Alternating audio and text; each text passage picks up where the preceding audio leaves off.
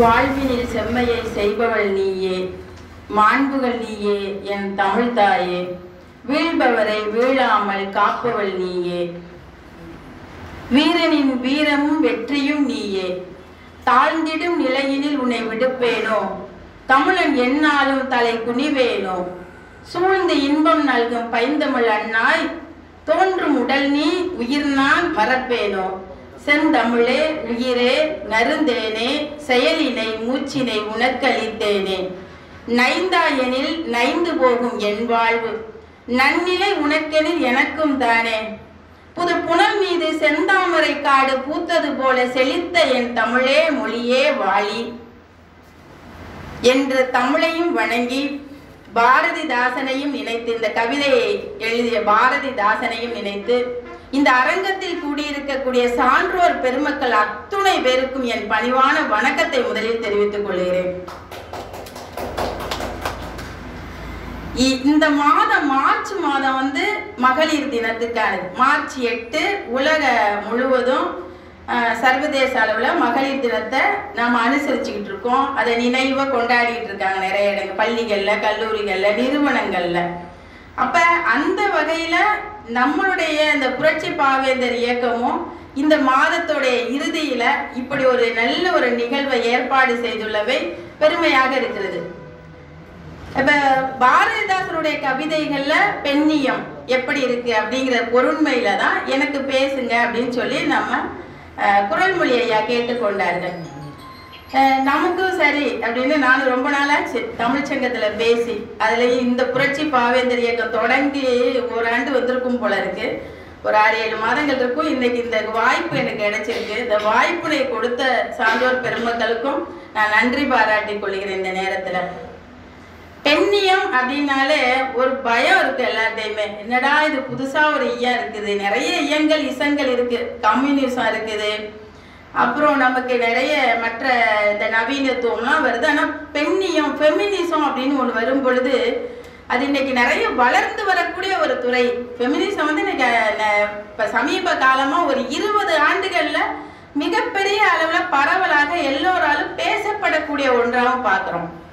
இந்த வார்த்தை என்பது அந்த சொல் என்பதுதான் சரியா இருக்கு. பெண்ணியம் என்ற சொல்லு உலகளாவிய ஒரு சிந்தனைக்குரியதான். இதேதோ நம்ம ஊருக்கு மட்டும், தமிழ்நாட்டுக்கு மட்டும் உரியதுன்னு நம்ம எடுத்துக்க முடியாது. உலகம் முழுவதும் இருக்கக்கூடிய பெண்களுக்கான ஒரு சிந்தனையா தான் நம்ம இதை எடுத்துக்க வேண்டியிருக்கு. ஏன்னா பெண்கள் எங்க இருந்தாலும் அவங்களுடைய நிலை, இப்ப ஐயா சொன்னாங்க பெண்கள் நிலை முன்னேறி இருக்கு. பாரதிதாசனுடைய கவிதைகள்ல பெண்களை தான் அவர் முன்னிலைப்படுத்தியிருக்கிறாரு.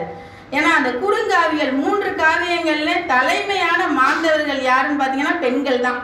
அதை ஒற்றி கூட என்னுடைய பேச்சு இருக்கும் அப்படிங்கிறத இந்த இடத்துல நான் பதிவு செய்து கொள்கிறேன். இப்போ இதுக்கு ஒரு விளக்கம், ஃபெமினிசம் அப்படின்னு சொல்றோம்ல, இந்த ஃபெமினிசம்ங்கிற சொல்லு எப்படி இது ஆங்கில சொல்லா இருக்கு. இப்போ அதை நம்ம தமிழ் படுத்தி பெண்ணியங்கிறோம். இப்போ இந்த ஆங்கில சொல் எங்கிருந்து வந்திருக்கலாம்னா ஃபெமினா அப்படிங்கிற லத்தீன் சொல்லிலிருந்து தான் அந்த ஃபெமினாங்கிற சொல் ஃபெமினிசமாக இருக்குது.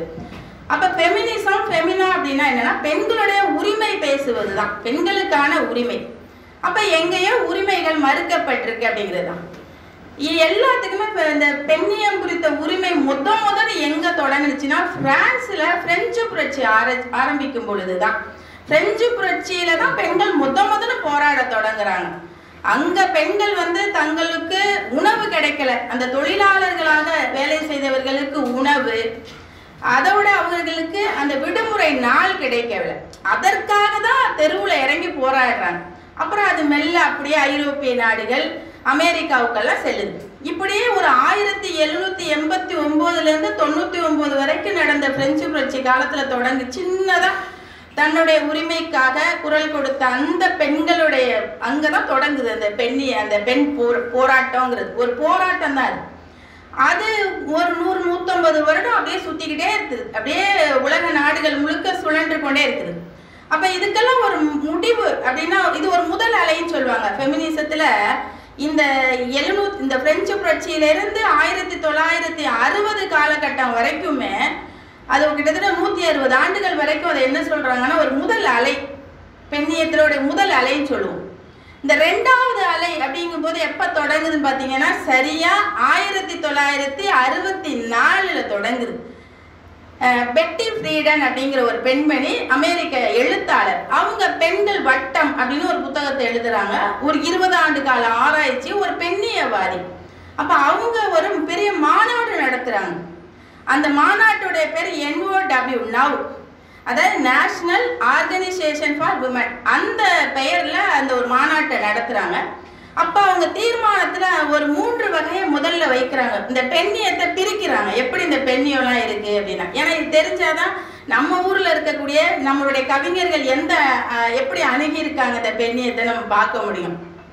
அப்போ அவங்க சொல்கிற பெண்ணியம் வந்து அந்த 3 வகையில் முதலாவதாக பார்த்தீங்கன்னா சமதர்ம, முதலாவது தாராளவாத பெண்ணியம்பாங்க, தாராளமான ஒரு பெண்ணியங்கிறது.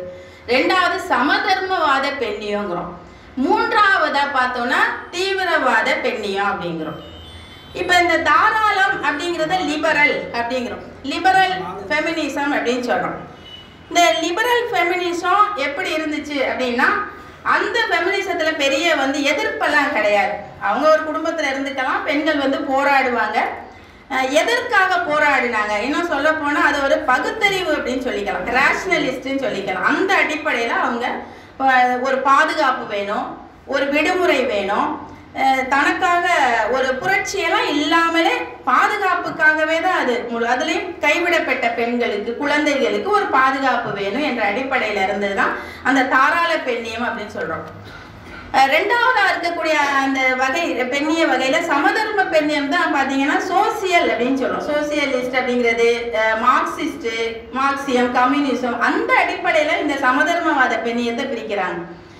இந்த சமதர்மவாத பெண்ணியம் என்ன சொல்லுது அப்படின்னு பார்த்தீங்கன்னா, நம்மளுக்கு வந்து ஆணாதிக்க சிந்தனை வந்துடுது, ஆண்கள் எதிரிகள் அல்ல, அதனால நாங்கள் ஆண்களை எதிர்க்கலை அப்படின்னு சொல்லுவாங்க. ஆனால் ஆண்களை கண்டிப்பாங்க. எப்படி ஏன் கண்டிக்கிறாங்கிறது காரணங்களை சொல்கிறாங்க. பெரும்பாலும் இன்னைக்கு தாய் வழி சமுதாயமாக நம்ம முன்னாடி இருந்தோம், இப்போ தந்தை வழி சமுதாயமாக ஆயிட்டோம். அப்போ தந்தை வழி சமூக அமைப்பு தானே இன்னைக்கு நாம் இந்த 100 ஆண்டு 200 ஆண்டுகளை நம்ம பார்த்துக்கிட்டு இருக்கிறோம். அப்போ இந்த தந்தை வழி சமூக அமைப்பில் தலைவன் யாரு?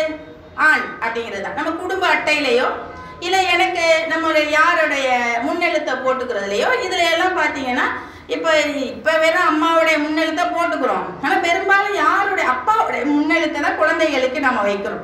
2 பேருடைய முன்னெழுத்தை எத்தனை பேர் வச்சிருக்கிறோம் நம்ம யோசிக்கணும்.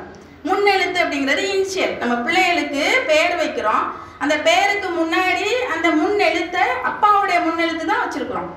ஒரு சில பேர் என்ன செய்கிறோம், அப்பா அம்மா 2 பேரோட முன்னெழுத்தையும் வைக்கிற அது ஒரு பின் நவீனத்துவ பார்வையில் வளர்ந்தோன்னா நம்ம பார்க்குறோம். அப்போ இந்த தந்தை அப்படிங்கிற ஒரு குடும்ப தலைவனாக இருக்கிறதுனாலையும் முதலாளியா நிறைய தொழில்களுக்கு முதலாளியா இருக்கிறது யாரு? ஆண். இன்னைக்கு இன்றைய காலகட்டத்தில் இல்லை, நான் இப்போ இந்த பிரிஞ்ச காலம் வந்து 1964 சொல்றேன். 64னா இன்னையிலேருந்து நம்ம ஒரு 60 ஆண்டுக்கு முன்னாடி போய் பார்க்குறோம். அந்த காலகட்டத்தில் ஆண்கள் வந்து இன்னைக்கும் சில நிறுவனங்களுக்கு பெண்ணும் தலைமை ஏற்று இருக்கிறார், ஆணும் தலைமை ஏற்று இருக்கிறார்கள். அதனால அன்றைய முன்னாடி வரைக்கும் ஆண் இருந்திருக்கிறாங்க அப்படிங்கிறது.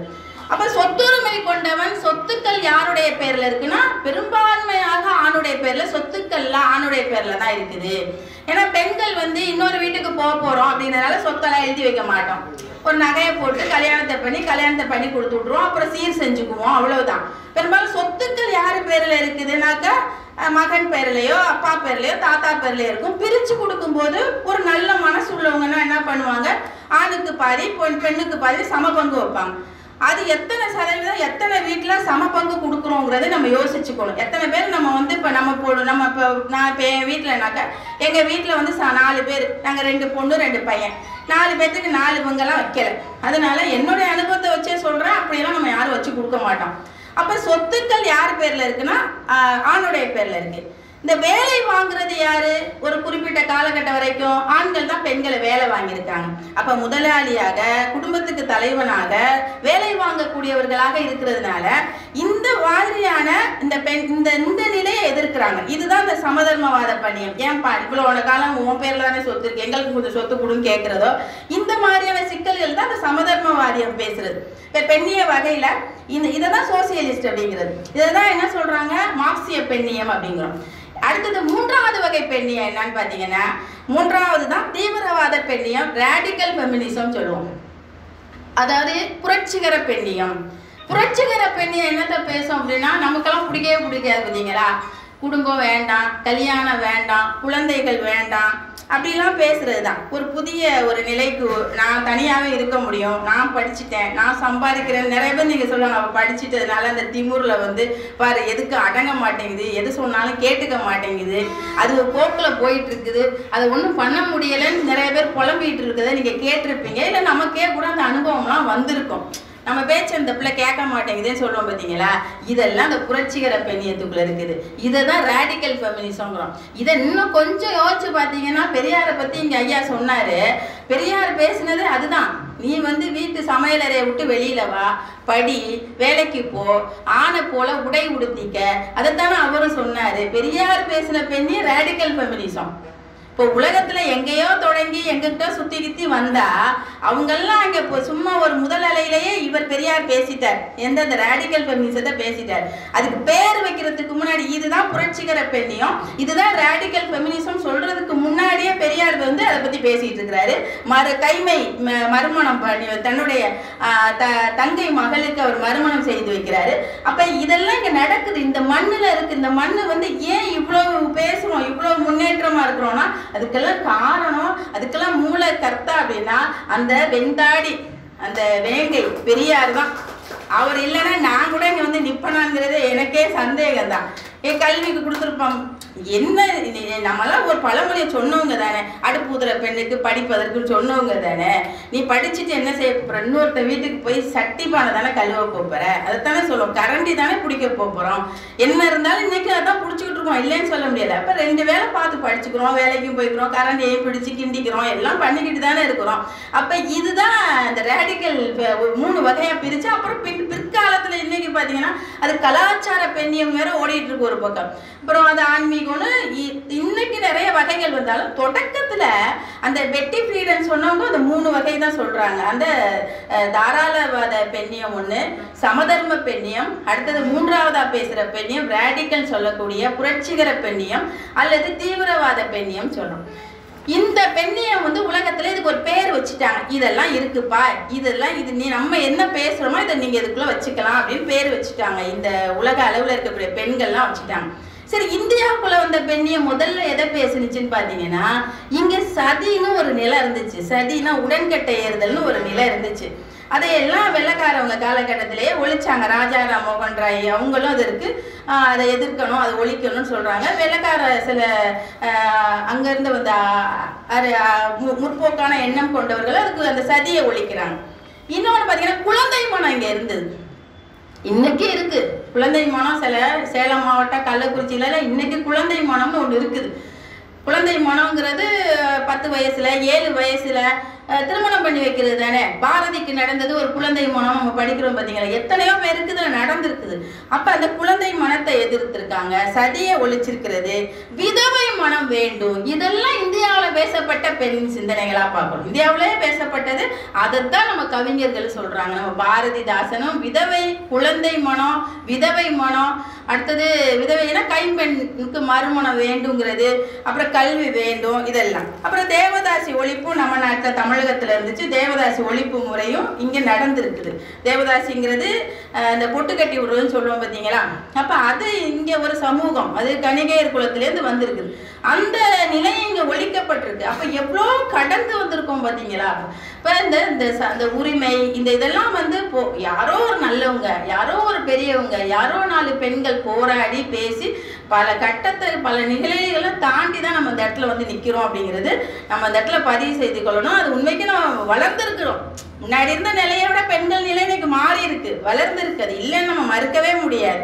சரி, பாரதிதாசன் என்ன செய்யறாரு அவருடைய கவிதைகளில் பார்த்தோம்னாக்க முதல்ல 3 குறுங்காவியங்கள் இருக்கு. ஐயா இப்போ கொஞ்ச நேரத்துக்கு முன்னாடி சொன்னாங்க பார்த்தீங்களா, பெண் கதாபாத்திரங்களை தான் அவர் வலுவாக படைத்திருக்கிறாரு. அது உண்மைதான். அதில் சஞ்சீவி பருவத்தின் சாரல் அப்படிங்கிற ஒரு காப்பியம், முதல் காவியமே அதுதான். அந்த காப்பியம் எப்படி தொடங்கும் பார்த்தீங்கன்னா, குயில் கூவி கொண்டிருக்கும். அந்த சஞ்சீவி மலையுடைய வர்ணனையை தொடங்குறார். அந்த எந்த இடம் அப்படிங்கிறதுக்கு ஒரு கவிஞன் அல்லவா அழகா குயில் கூவி கொண்டிருக்கும், கோலம் மிகுந்த மயில் ஆடிக்கொண்டிருக்கும், குளிர்ந்த காற்று அங்கே வீசிக்கொண்டிருக்கும். கண்ணாடி போன்ற நீரூற்றுக்கள் உண்டு. கனி மரங்கள் மிக்க உண்டு. பூக்கள் மனம் கமலும். பூக்கள் தோறும் சென்று தேனீக்கள் இன்னிசை பாடி கழிக்கும்.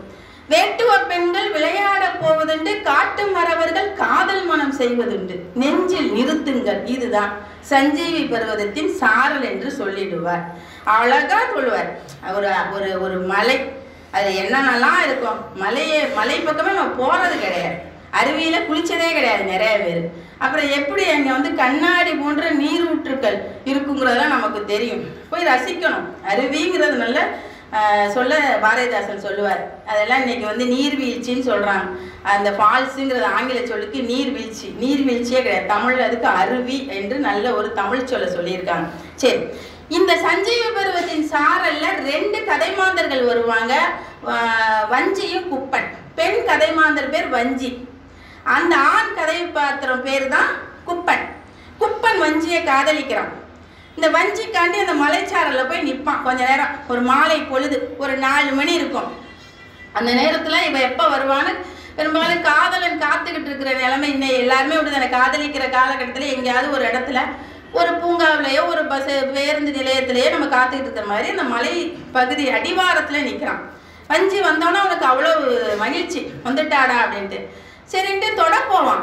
என்னை தொடாத அப்படின்ட்டுருவான். அவனுக்கு ஒரே ஷாக் ஆகிடும். என்னடா தொட போனா, நேற்று வரைக்கும் நல்லா தானே பேசிட்டு இருந்தா, தொட வேண்டாங்கிறாளே நம்மளை போய் அப்படிங்கிறான்.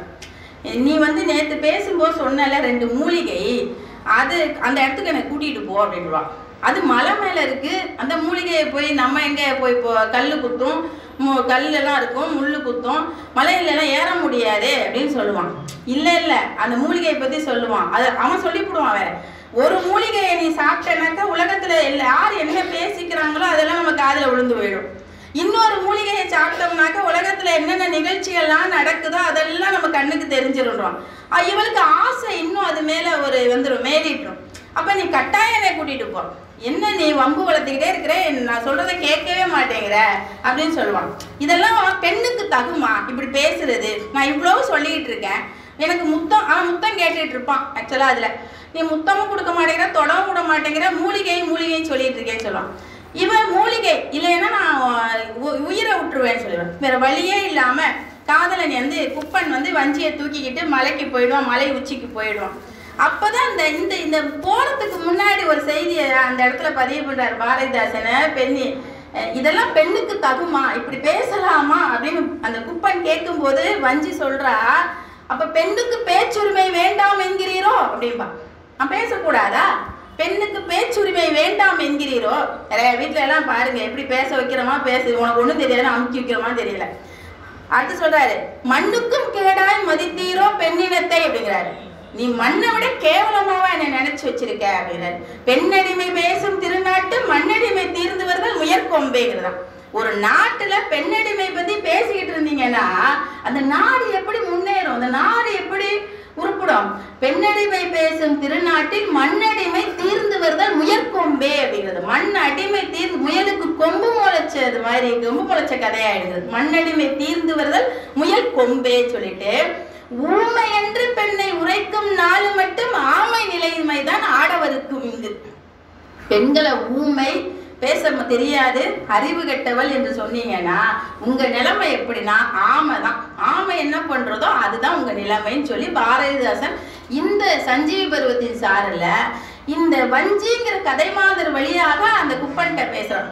இவ்வளோ பேசினவுடன் குப்பன் அப்புறம் அவளுக்கு மலைக்கு தூக்கிட்டு போறதெல்லாம் அது கதை, அது முடிஞ்சு. அதுல கடைசியா ஒரு செய்தி அந்த வஞ்சி சொல்லுவா குப்பன்கிட்ட, உன்னை வந்து நான் வந்து இதுக்கு இந்த காதல்லாம் 2வது கருத்து தான். அவர் சொல்ல வந்ததுதான் பாரதிதாசன் இந்த பெண் வழியா சொல்றாரு.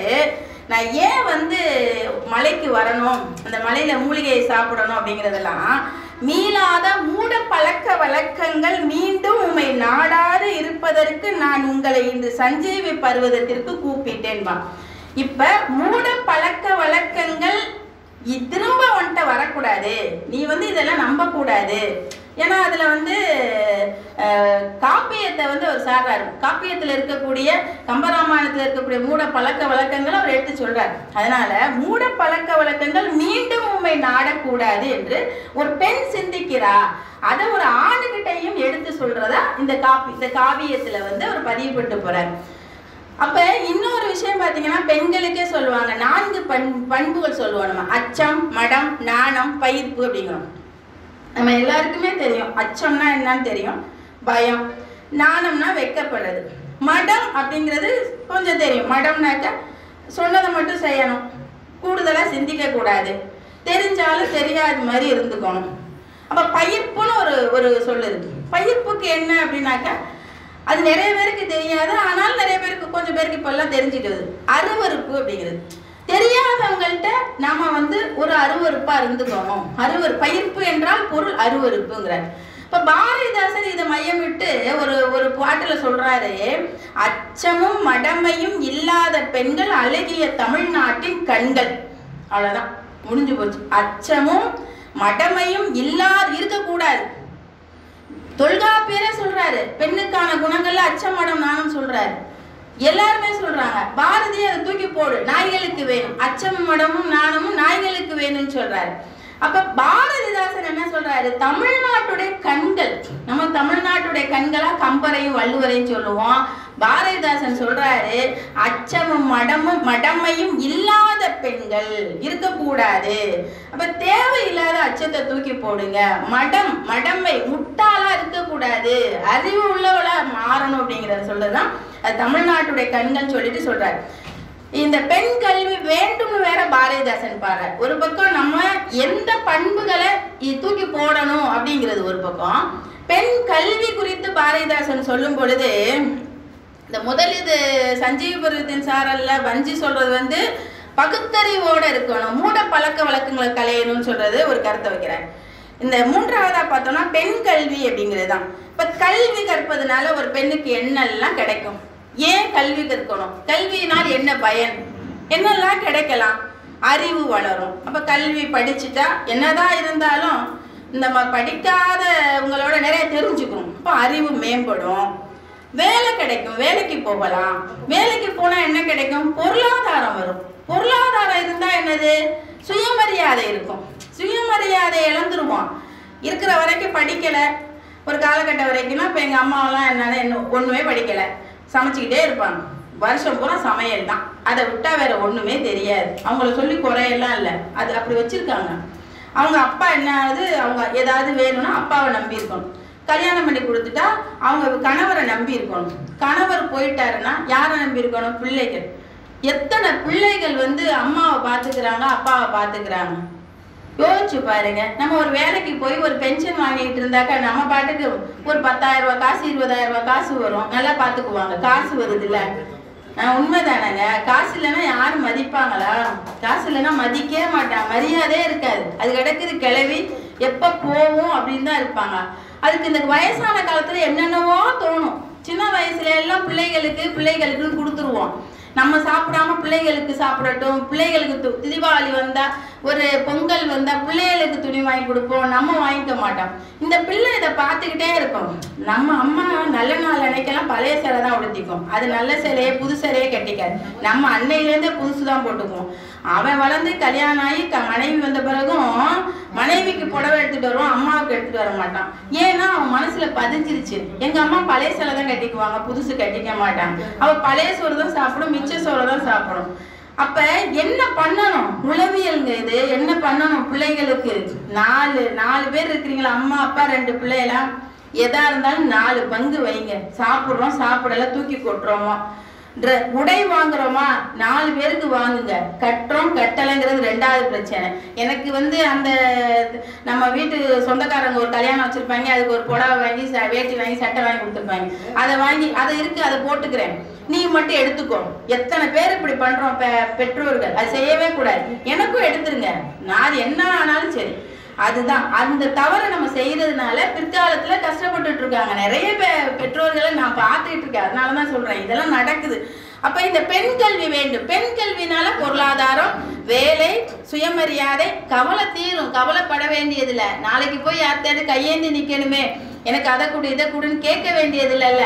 யாருமே நம்மளை காப்பாத்தலைனாலும் எனக்குள்ள காசை வச்சுக்கிட்டு நான் தன்னந்தனியாவது வாழ முடியும். பார்த்தீங்களா? அதுக்காக தான் பெண் கல்வி வேண்டும். அப்ப பாரதிதாசன் சொல்றாரு, இத்தனை சுதந்திரம் இருக்கும்போது அந்த பெண்கள் படிச்சா என்ன, அவங்களை படிக்க வைக்கணும், வேலை கொடுக்கணும். அப்ப அந்த உழைப்பு இன்னைக்கு கூட பாத்தீங்கன்னாக்க பெண்களுடைய உழைப்பு வந்து சொல்றாங்க 75% உலக அளவில் இருக்கக்கூடிய ஒரு கணக்கெடுப்பே சொல்லுது. உழைப்பு, பெண்ணுடைய உழைப்பு 75% இருக்கான். ஆணுடைய உழைப்பு என்பது வெறும் 25% தான். அப்ப 25% உழைக்கின்ற ஆண்கள் தான் மேலிடத்துல இருக்காங்க. 75% உழைக்கின்ற பெண்கள் வந்து இன்னும் முன்னேறவே இல்லை. எப்படி முன்னேறவே இல்லை அப்படின்னு கேட்குறீங்களா? ஏன் அவங்க முன்னேற்றம் இல்லைன்னா, வீட்டு வேலை செய்கிற பெண்ணுக்கு எந்த சம்பளமும் கிடையாது. அந்த உழைப்பை கணக்கில் எடுத்துக்கிறதே இல்லை. பிள்ளை வளர்ப்புலேருந்து, வீட்டை பார்த்துக்கிறதுலேருந்து, வீட்டில் சமைக்கிறதுலேருந்து, உண்மையாக நீங்கள் வீட்டு வேலைக்குன்னு ஒரு பெண்ணை நியமனம் செஞ்சு பாருங்க. ஒரு பெண் வந்து துவைச்சானா அதுக்கு ஒரு சம்பளம், வீடு பெருக்குனா ஒரு சம்பளம், சமைச்சாக்க ஒரு சம்பளம், வாசல் தெளித்து கோலம் போட்டுட்டு போனால் ஒரு சம்பளம். இத்தனை வேலையும் செஞ்சுக்கிட்டு இருக்கா. அம்மாவுக்கு சும்மா இருக்கிறா. நம்ம மனைவி பார்த்தா வீட்டில் சும்மா தான் இருக்கேன். அந்த அம்மாவே சொல்ல, நான் வீட்டில் சும்மா தான் இருக்கேன். இத்தனை வேலையை பார்த்துக்கிட்டு எப்படி தான் வாயில் போய் சொல்லுது, சும்மா இருக்கேன் சும்மா இருக்கேன்னு சொல்கிறாங்களே தெரியலை. வீட்டை கவனிச்சிக்கிறேன், வீட்டை பார்த்துக்கிறேன்னு சொல்ல வராது. சும்மா தான் இருக்கேன் அப்படிமே. நம்மளும் வெளியில் போயிட்டு வேலைக்கு போயிட்டு அவர் 10, 20,000, 50,000 சம்பாதிக்கிறதுனால இவ்வளோ நேரம் வீட்டில் சும்மா இருக்கேன், இதை கூட்டக்கூடாதா, இந்த பொருளை எடுத்து அங்கே வைக்கக்கூடாதா, சரி பிள்ளை தப்பு பண்ணிட்டா என்னதான் பிள்ளைய வளர்த்தியே தெரியல. அப்போ இந்த ஒதுங்கிக்கிறது, அந்த டாமினேட்னு சொல்லக்கூடியது அது இருக்குது தானே. இதெல்லாம் சொல்கிறோம், அது வந்துடுது, அது இயல்பாக ஊறி கிடக்குது இங்கே இந்த சமூகத்துக்குள்ள. அதைத்தான் அவர் தாலாட்டு பாடுற பாரதிதாசனே சொல்லியிருக்கிறார். சரி, இப்படி இருக்கிறோம். இதுதான் பெண்களுடைய இந்த உழைப்பு இன்னும் வரைக்கும் அங்கீகாரமே இல்லை. வீட்டில் இருக்கக்கூடிய வேலைக்கு ஒரு வீட்டு வேலைக்காரியை தான் வைக்கிறோம். வேலைக்காரனை அனுமதிக்கிறீங்களா நீங்கள்? நம்ம வீட்டில் ஒரு வேலைக்காரியை தானே, ஒரு வீட்டு வேலைக்குன்னு வர்றாங்கல்ல. எங்கேயாவது யார் வீட்டிலையாவது வேலைக்காரன்னு ஒருத்தன் வர்றாங்களா? வீட்டுக்குள்ளார அனுமதிக்கிறீங்களா? துணி துவைக்கவும், சமைக்கவும், வீடு கூட்டவும், கோலம் போடவும் இல்லையே. யாரை தான் வைக்கிறோம்? யாரை தான் வச்சுட்டு இருக்கோம்? பெண்ணை தான் வச்சுட்டு இருக்கோம். அதனால வெண்ணிலா ஒரு கவிதை சொன்னாங்க, அப்பா பால் யார் பேப்பர்காரர் வந்தால் குழந்தை போய் அப்பாட்ட போய் சொல்லும், அப்பா பேப்பர்காரர் வந்திருக்காரு. கீரைக்காரி வந்தால் குழந்தை ஓடி போய் யார்கிட்ட சொல்லும்? அம்மா கிட்ட சொல்லும், அம்மா கீரைக்காரி வந்திருக்கிறா. இதெல்லாம் யாராவது சொல்லி கொடுத்தோமா? சொல்லி கொடுக்காமலே குழந்தைக்கு தெரியுது. இது என்னைக்கு மாறும்? அப்பா சமைக்கணும், அம்மா பேப்பர் படிக்கணும், தங்கை கிரிக்கெட் விளையாடணும், தம்பி வந்து வீடு கூட்டணும். இந்த நிலைமை மாறணும் அப்படின்னு சொன்னா இது மீறல் அப்படின்னு சொல்லிட்டு பாலபாரதி இப்படி எழுதியிருக்காங்க ஒரு கவிதை. இதெல்லாம் மாற்றங்கள் ஆனா வந்துடும். அது ஒரு பிரச்சனை எல்லாம் கிடையாது, வரத்தான் போகுது பாருங்க. இப்படியே பேசிக்கிட்டே இருக்கோம்ல, அது ஒரு நாள் நடக்கும். அதனால அந்த நம்பிக்கையெல்லாம் இருக்குது. என்ன கொஞ்சம் காலதாமதம் ஆகும். இப்போ எத்தனை வருஷம் எவ்வளோ எப்படி கடந்தாங்க. எந்த சாதியில இருந்தாங்க, எந்த மதத்துல இருந்தாலும் பெண் ரெண்டாவது இடத்துல தான் இருக்கா. நீங்க மதமும் அப்படிதான் வச்சிருக்கு, குடும்பமும் அப்படிதான் வச்சிருக்குது. இது என்ன கலெக்டர் விட்டு நாயின்னா என்ன வசதியா? நாய்ங்கிற மாதிரி தான் இருந்துகிட்டு இருக்கு நிலைமையெல்லாம். நாங்கள் வேணா படிச்சிருக்கலாம், பேசியிருக்கலாம். அதெல்லாம் மாத்திக்கிறதுக்கு இன்னும் நேரம் அது வரல, மாற்ற முடியலை நிறைய பேரால்.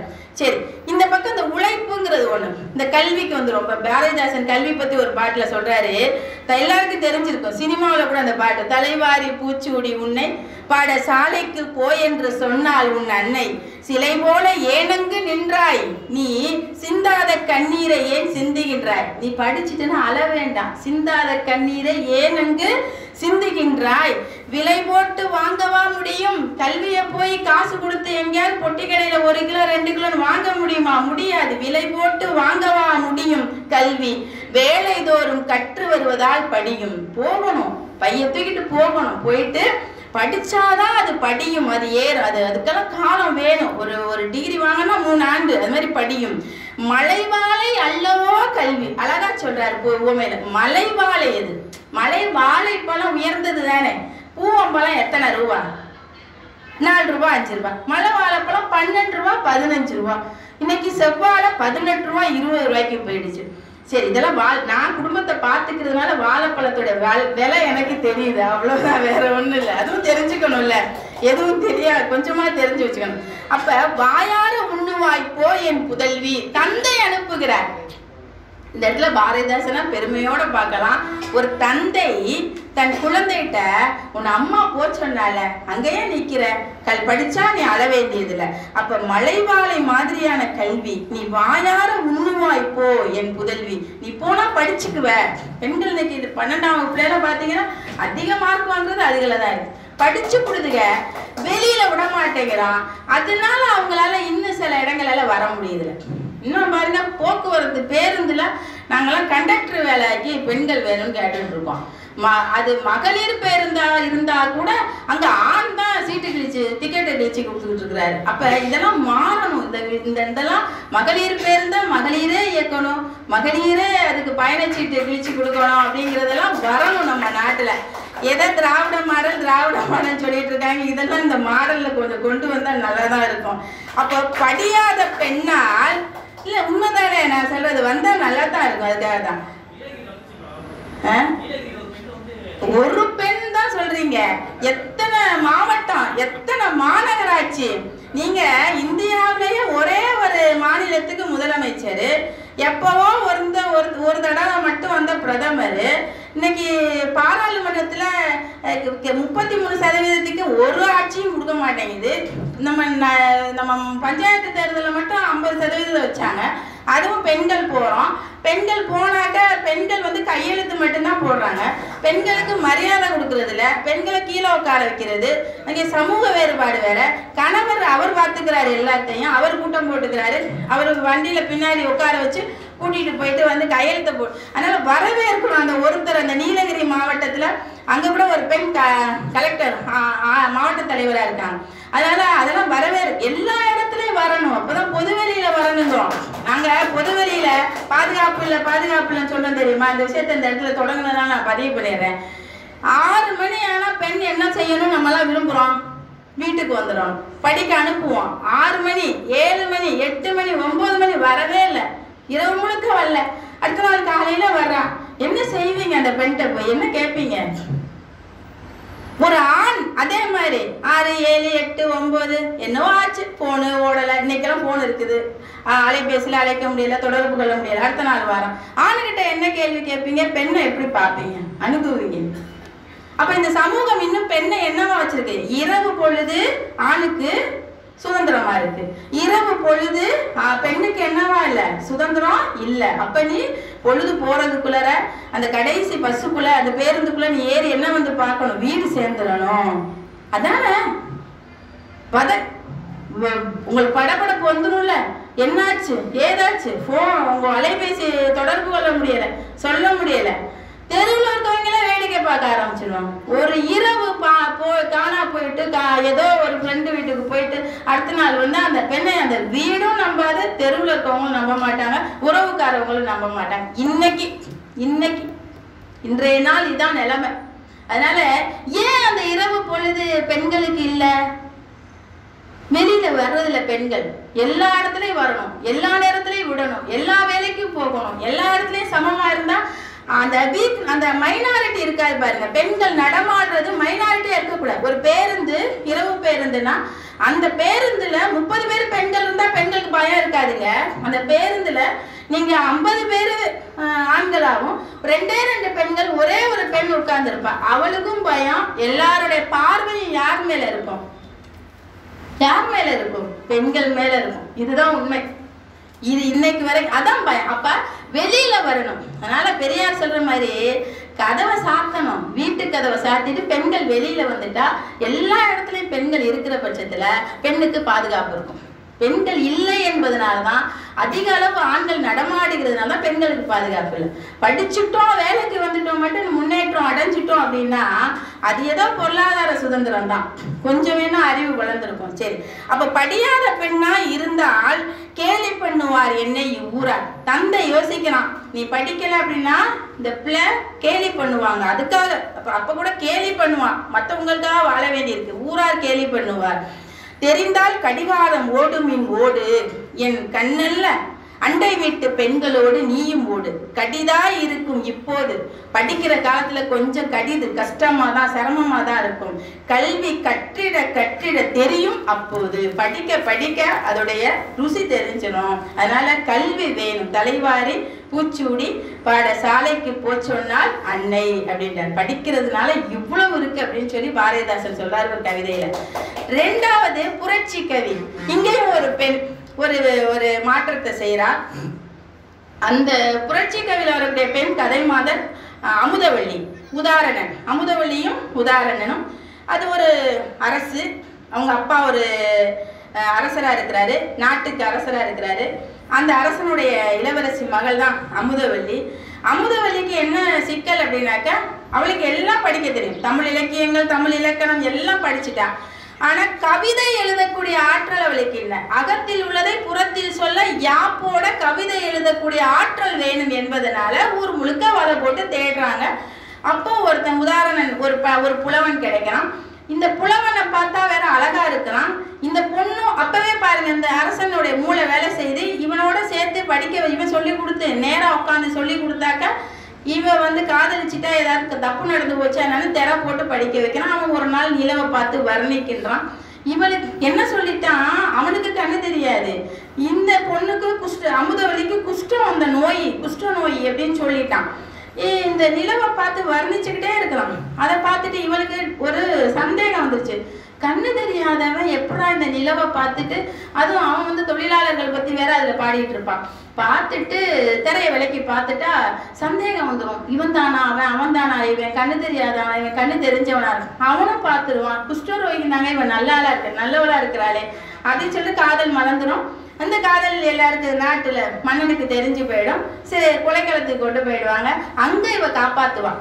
இவன் சொல்லுவா, காதல் வந்து ரெண்டு பேரும் மனசுக்கு காதல் வயப்பட்டாலும் அவன் மறுத்துருவான். எப்பா நீ பெரிய அரசனுடைய புள்ள மக, நான் என்னை கொண்டு விடுவாங்க, அதனால இதெல்லாம் செல்லாது, இதெல்லாம் சரியா வராதுன்னு ஒதுங்க பார்ப்பான். அப்ப தன் காதலை இவ வந்து அதை எதிர்த்து தைரியமா நின்று போராடுறா. பார்த்தீங்களா? அப்ப எல்லாரும் வழக்கமா நம்ம காதலிக்கிற காலத்துல எல்லாம் ஆண்கள் தான் ப்ரப்போஸ் பண்ணுவாங்க. காதலை போய் பெண்கள்கிட்ட சொல்லுவாங்க, உன்னை கல்யாணம் பண்ணிக்க விரும்புறேன், அங்க பாக்குறது இங்க பாக்குறது, உன்னை பார்த்தேன் அப்படின்னு சொல்லுவோம். ஆனா இந்த இடத்துல இந்த பெண் வந்து நான் நிக்கிறேன் உனக்காக, உன்னை நான் காப்பாத்துவேன் அப்படின்னு சொல்றான். அதனால கொள்வேந்தன் எம் காதல் கொற்றவனை, கொல்லக்கூடிய வேந்தன் இருக்கான் பார்த்தீங்களா அரசன், என் காதல் கொற்றவனை கொல்ல வந்தால் சேல் விழியால் யான் எனது செல்வாக்கால் காத்திடுவேன். என் கண்ணால் என்னுடைய செல்வாக்கால் உன்னை நான் காத்திடுவேன், அதனால நீ பயப்படாம இருன்னு சொல்லி இந்த அமுதவள்ளி என்ன பண்றா, உதாரணம் காதலனுக்கு நம்பிக்கை ஊற்றுறதா இருக்கும் இந்த புரட்சி கவி. புரட்சி கவி வந்து ஒரு தழுவல் காவியம் தான், குறுங்காவியம் இருந்தாலும் அதுல இந்த பெண்ணிய சிந்தனைய ஒரு பெண் வந்து எப்படி தைரியமா இருக்கணும் அப்படிங்கிறத சொல்றாரு இதுல. அப்ப பாதுகாப்பு என்பது பெண்களுக்கு இல்லைங்கிறத நம்ம ஏற்கனவே சொன்னோம். அப்ப அந்த தைரியம் உடையவளாக இந்த புரட்சி கவியில பார்க்கிறோம்.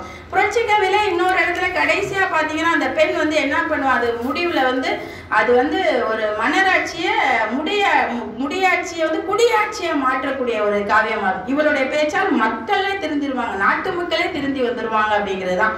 அதனால இல்லை உனக்கு அதிகாரம், தந்தையை பார்த்து கேட்பா, மகள் கேட்கிறா, உனக்கு அதிகாரம் இல்லை இவனை கொல்லுவதற்கு, மக்கள் பேசட்டும், மக்களுக்கு யோசிக்கட்டும், ஏந்திலையான் பிழை இழைக்கவில்லை, அவன் ஒரு தவறும் செய்யவில்லை, அவன் எதுக்கு நீ கொல்ல போற அப்படின்பா. அப்ப மக்களுக்கே அதிகாரம் என்றும் மன்னனுக்கு அதிகாரம் இல்லை என்றும் அந்த இந்த கவிதை வரிய இவ வாய் வழியா சொல்ல வைக்கிறாரு புரட்சி கவிஞர் பாரதிதாசன் அமுதவள்ளி வழியாக.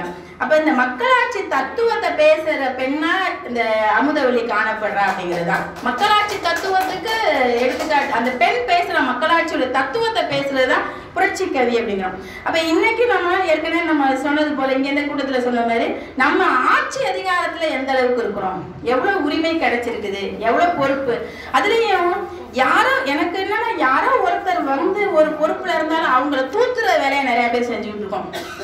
அவங்கள வந்து உருவக்கேலி பண்றது, அவங்கள வந்து ஏதாவது சொல்லி. இப்ப மூன்றாவதா இருக்கக்கூடிய ஒரு காவியம் பாத்தீங்கன்னா வீரத்தாய் அப்படிங்கிறதான். அந்த காவியத்துடைய தலைப்பே வீரமான தாய் தான். நாட்டை காப்பாத்துற பொறுப்புல அவ வந்துட்டான். ஒவ்வொருத்தருக்கும் ஒரு பொறுப்பை கொடுக்குறாரு. ஒருத்திக்கு மூட பழக்க வழக்கங்களை பேசணுங்கிறது, இன்னொரு நமக்கு காதலனை காப்பாத்துறது, மக்களை வந்து மக்களாட்சி தத்துவத்தை பேச வைக்கிறது. மூன்றாவது வீரத்தை என்னன்னா, அதுவும் ஒரு நாடு, அந்த நாட்டுல ஒரு சேனாதிபதி வந்து வஞ்சகமா சூழ்ச்சியா நாட்டை அபகரிக்க நினைக்கிறான். கணவனை வந்து ஒரு தவறான பழக்கத்துக்கு, அந்த அரசனை தவறான பழக்கத்துக்கு ஆளாகிறான். அப்ப இதை அறிந்த அந்த ராணி வீரத்தாய் என்ன பண்றா, விஜயராணி அவ தப்பிச்சு ஓடிடுறான். ஓடிட்டு எப்படியாவது நாட்டை காப்பாற்றணும் பதுங்கி இருக்கிறான்.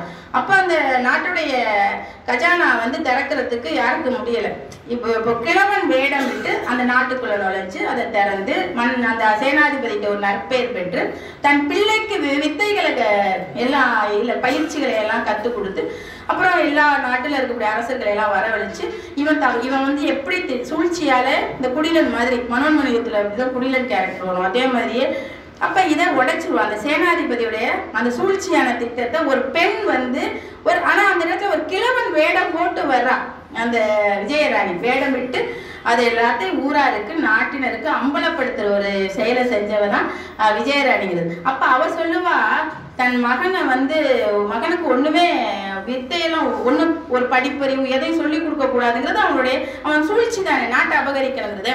அப்ப கோழியும் தன் குஞ்சுதனை கொள்ள வரும் பருந்தை சூழ்ந்து எதிர்க்க அஞ்சாத தொல்புவியில்.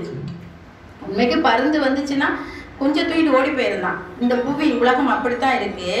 ஆடவரை பெற்றெடுத்த தாய் குலத்தை, இந்த ஆடவர்கள் இன்னைக்கு இருக்காங்கல்ல, பேசுறாங்க, இன்னைக்கு எல்லாம் முதன்மையா வச்சிருக்கிறோம்ல, ஆடவரை பெற்றெடுத்தவளே யார்? தாய்க்குலம். அந்த தாய்க்குலத்தை, பெண் குலத்தை துஷ்டருக்கு புற்றெடுத்த நச்சரவை புல்லெனவே எண்ணி விட்டான். ஒரு வெறும் புல் அப்படின்னு அவன் நினைச்சிட்டான். ஆனா நம்ம சொல்லுவோம், ஒரு பழமொழி சொல்லுவாங்க, சீறி வரும் பாம்பை நம்பலான்னு சொல்லுவீங்க, ஆனா அந்த பாம்பு கூட விஷம் வச்சிருக்கோம். அந்த பாம்பு மாதிரி தான் இந்த பெண்கள் அப்படின்னு இந்த கவிதையில பாரதிதாசன் பதிவிடுறாரு. பெற்றெடுத்த தாய் குலத்தை, பெண் குலத்தை புற்றெடுத்த நச்ச அறவை புல்லெனவே எண்ணி விட்டான். அந்த சேனாதிபதியை திட்டுவான். அந்த மாதிரி அந்த கவிதை இருக்கும், அந்த பதிவு பண்றாரு. அப்ப மகனை காக்கின்ற பொறுப்பு, நாட்டை காக்கின்ற பொறுப்பு வந்து யாருக்கு இருக்குன்னா, அந்த நாட்டு அந்த ஒரு பெண் விஜயராணிங்கிற ஒரு கதைமாந்தர் வழியாக வீரத்தாய் காவியத்துல பாரதிதாசன் பதிவிட்டு இருக்கிறத பார்க்க முடியாது. அன்னையும் ஆசானும் ஆறுயிரை காப்பானும், அன்னையும் ஆசானும் ஆறுயிரை காப்பானும் என்னும்படி அமைந்தது. இப்படியே பெண்ணுலகம் ஆகும் நாள் என்னாலோ அந்நாளே துன்பம் போகும் நாள், இன்ப புதிய நாள் எல்லாம் என்று உரைப்பேங்கிறான். எல்லாரும் காப்பாத்து, அன்னையும் ஆசானும் ஆறுயிரை காப்பானும் என்னும்படி அமைந்தீர். இப்படியே பெண்ணுலகம் ஆகும் நாள் எந்த நாள் அப்படிங்கிறத அந்த காவியம் நமக்கு காட்டுது. இந்த 3 காவியங்களுமே 3 விதமான பெண்கள் 3 விதமான கருத்துக்களுக்காக போராடுறதா பதிவிட்டு இருக்கதை பார்த்துட்டோம். அடுத்தது இன்னொரு கவிதை, காதலை தீர்த்த கட்டுப்பாடுன்னு பாரதிதாசன் ஒரு கவிதையில சொல்றாரு. அது என்ன கவிதைன்னு பார்த்தீங்கன்னா, கைமையை பற்றி தான். ஒரு சின்ன வயசுல ஒரு திருமணம், குழந்தை திருமணம் நடந்துருது, தாலி அறுத்தாச்சு. அந்த பெண் வந்து ஒருத்தனை காதலிக்கிறான், பருவம் அடைஞ்சாச்சு. அப்போ ஒரு காதலனோட இரவு பேசிட்டு இருக்கிறான். அவன் பேர் வேலனோட பேசிட்டு இருக்கான். வேலனோட பேசிட்டு இருக்கிறத அவ தாய் பார்த்துறான். தாய் பார்த்துட்டு யார்கிட்ட போய் சொல்றா? வீட்டுல இருக்கவங்க, தன் கணவன்கிட்டையும் மகன்கிட்டையும் சொல்லிடுறான். உடனே அந்த வீடே கொதிச்சு எழுதுருது. அவன் எங்கோ வெளியூருக்கு போயிட்டான். அந்த அடுத்த நாள் இவன் ஒரு கடிதம் எழுதி வைக்கிறான். அந்த கடிதம் எப்படி எழுதுறா பாருங்களேன். காதலனுக்கு எழுதுறா, வேலனுக்கு எழுதுறா. என்னருமை காதலரே, கடைசி சேதி என தொடங்கும் அக்கடிதம். அப்படிதான் தொடங்கும், கடைசி சேதி. என் அருமை காதலரே, கடைசி சேதி. நேற்று இரவு அவர்கள் இருவரும் பேசிக்கொண்டிருந்தத என் அம்மா பார்த்துட்டா. அம்மா போய் அண்ணன்ட்டையும் தந்தைட்டையும் சொல்லிட்டா. உடனே தந்தை சொல்றாராம், குடும்பத்தின் பெயரை கெடுக்க வந்தவளே அப்படிங்கிறாராம். கொடியவளே, விஷப்பாம்பே. ஒரு பெண் காதலிச்சதுக்கு எம்புட்டு வார்த்தை பாருங்க, விஷப்பாம்பே, கொடியவளே, கெடுக்க, என் குடும்பத்தை கெடுக்க வந்தவளே. அடிச்சுக்கிட்டு அழுகுறாரு தந்தை. அண்ணன் ஒரு பக்கம், ஐயோ அசிங்கமா இருக்கு, இந்த கிணத்துக்குள்ள போய் நான் விழுந்து சாக போறேன்ட்டு போறான். சாகல, திரும்பி வந்துடுறான். படுபாவி அப்படின்னு சொல்லிட்டு, தாலியிட்ட பிறகும் பழுது செய்யலாமா? தாலி அறுத்தாச்சு, தாலி இல்ல, பழுது குற்றம் செய்யலாமா? தாய் ஒரு பக்கம் அடிச்சுக்கிறா. எல்லாம் போச்சு, தீயாய் கொளுத்தி வயிறு எரியுது, தீயா கொளுத்துற. இந்த தெருவுக்காரங்க ஊருக்காரங்க எல்லாம் என்ன சொல்லுவாங்களோ தெரியலையே அப்படின்னு சொல்லிட்டு மூதேவி. யார மூதேவினா வேற, நம்ம எல்லாம் வந்து முப்பெருந்தேவிய சொல்லுவோம். இந்த இடத்துல பாரதிதாசன் மூதேவின்னு திட்டுறதுக்கு தான் அந்த சொல்ல போட்டிருக்கிறாரு. மூதேவி அம்மா சொல்றா, அண்ணன் தந்தை சொல்றாரு உன்னை கொன்னு போடுறேன் பாரு. நிறைய இடத்துல நடக்குது, கழுத்தறுத்தே போட்டுருவாங்க. அப்ப கொன்னு போட்டுருவேன் பாருன்னு தந்தை சொல்ல, அண்ணன் சொல்றான் கொடுவாலை எடுத்துக்கொண்டு அந்த வேலனை வெட்டுகிறேன் பாரு. அவன் தானே வந்தான் அப்படின்னு சொல்லிட்டு அவனை அண்ணங்காரெல்லாம் அப்படிதான் பண்ணுவாங்க. அருவாளை தூக்கிக்கிட்டு அவன்கிட்ட சண்டை போட போவாங்க. அப்பாக்காரர் என்ன சொல்றாரு, பிள்ளைய வெட்டி போடுறாங்க. இதுதான் நடக்கும். அப்ப அந்த பொண்ணு அடுத்து எழுதுறா, வேலன் கடிதத்தை படிச்சு முடிச்சுட்டான். ஐயோ இப்ப எப்படி முடிக்கிறா பாருங்களேன். தொல்லை வேண்டாம் துறக்கின்றேன். கடித முடிவுல எழுதுறா வேலனுக்கு, காதல் என் உயிரே காதலரேன்னு சொல்றால, என் உயிர் காதலரே. தொல்லை வேண்டாம் துறக்கின்றேன், இன்று இரவில் கடலில் வீழ்ந்தேன். கடல்ல போய் விழுந்து நான் செத்துறான்ப்பா, இவங்க தொல்லையெல்லாம் பெரும்பாடா இருக்கு, நீ உனக்கு ஒரு கடிதத்தை நான் எழுதி வச்சுட்டேன்னு சொல்லு. இதை அந்த கடிதத்தை அவன் கொடுத்த உடனே படிச்சு பார்த்துட்டு வேக வேகமா ஓடுறான், அந்த கடற்கரைக்கு ஓடுறான். அப்படியே ஊரார் கொஞ்சம் அங்க அக்க பக்கத்துல இருந்தவங்களும் சேர்ந்து ஓடுறாங்க.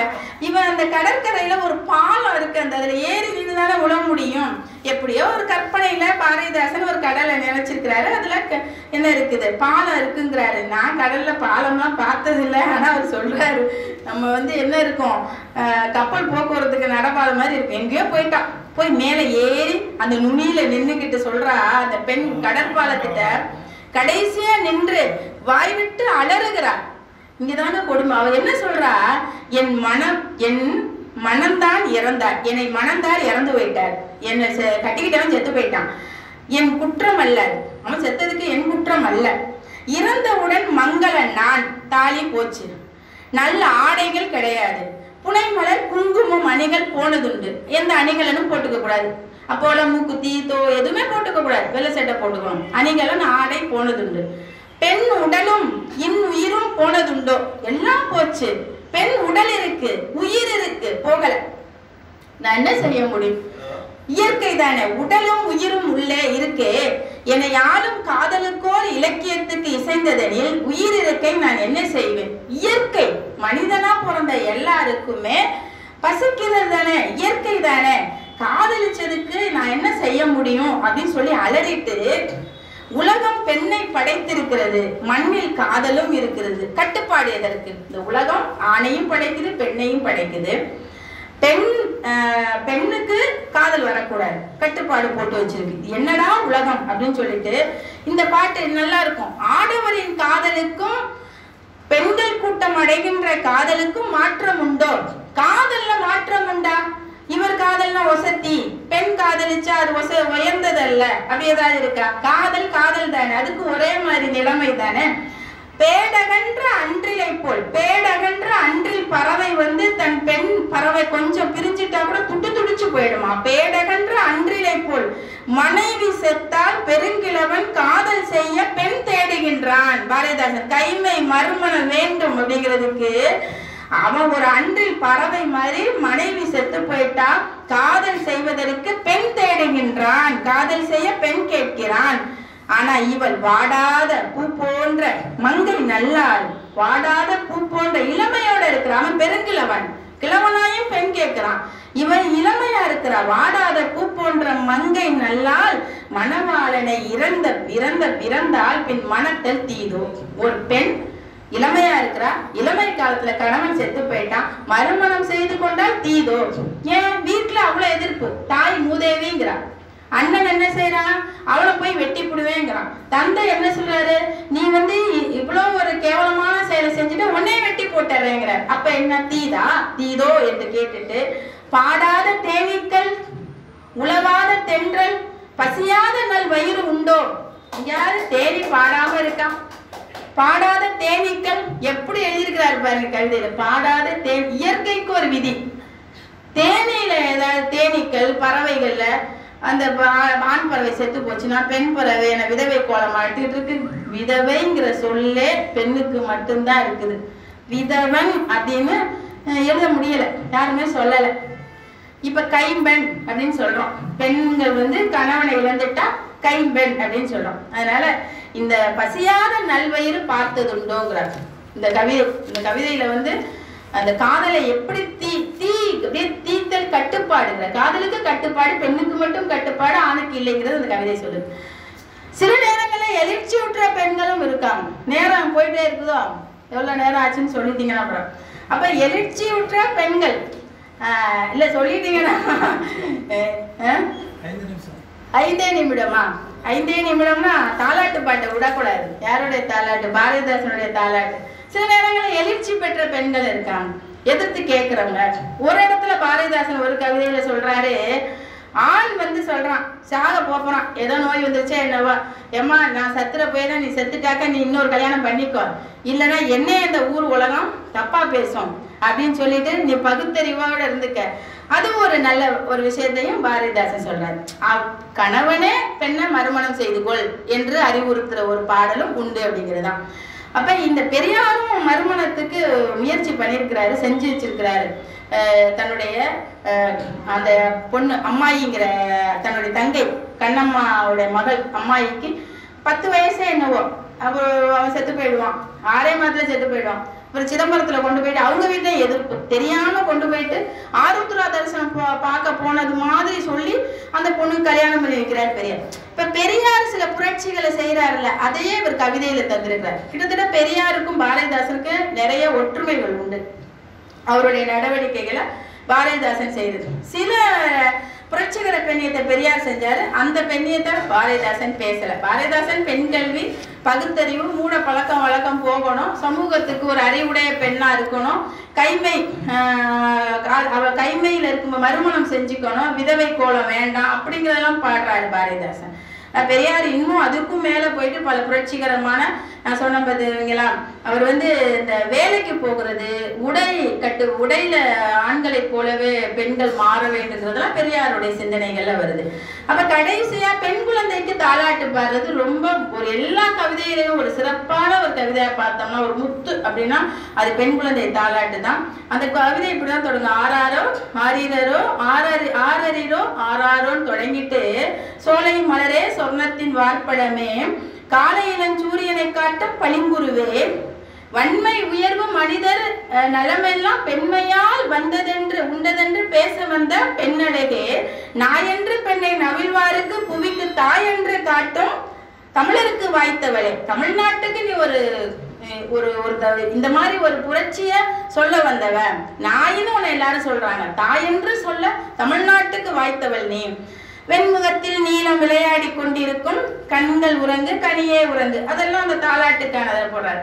அடுத்தது மின்னல், இதெல்லாம் சொல்லிட்டு சொல்றாரு, மூடத்தனத்தின் முடைநாற்றம் வீசுகின்ற காடு மணக்கவரும் கற்பூர பெட்டகமேங்கிறார். மூடத்தனத்தில் முடைநாற்றம் நாறுது, இங்க மூடத்தனம் நாறிக்கொண்டிருக்குது, அதையெல்லாம் போக்க வந்த கற்பூர பெட்டகமே நீ அப்படிங்கிறார். ஒரு தொட்டியில தூங்குற குழந்தைக்கு இந்த நாட்டு சமுதாயம் நாறிக்கிட்டு இருக்கு, நீ வந்துதாமா இதெல்லாம் போக்கணும்னு சொல்றாரு.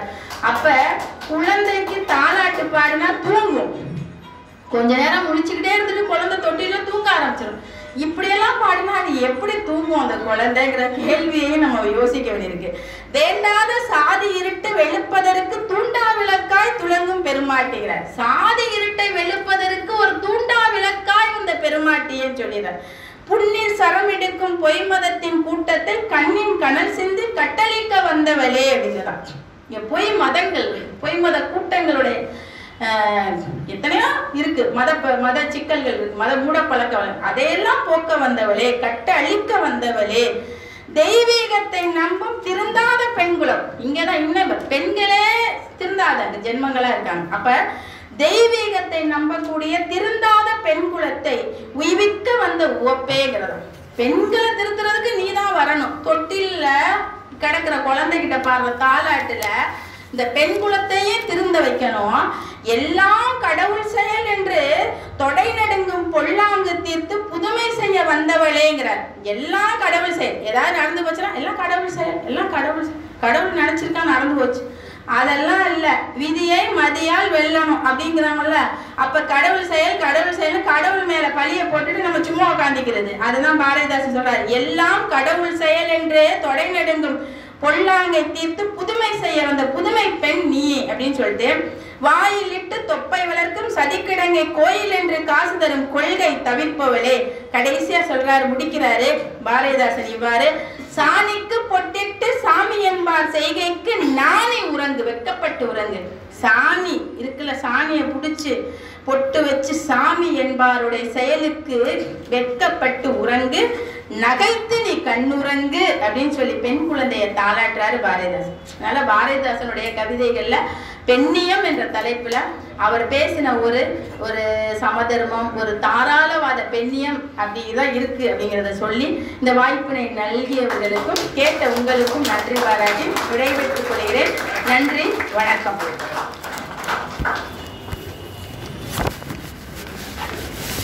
அருமையாக வாழ்வில் பெரும் பெண்கள் முனைவர் ராஜாத்தி அம்மாள் அவர்களுக்கு நன்றியை தெரிவித்துக் கொள்கின்றோம்.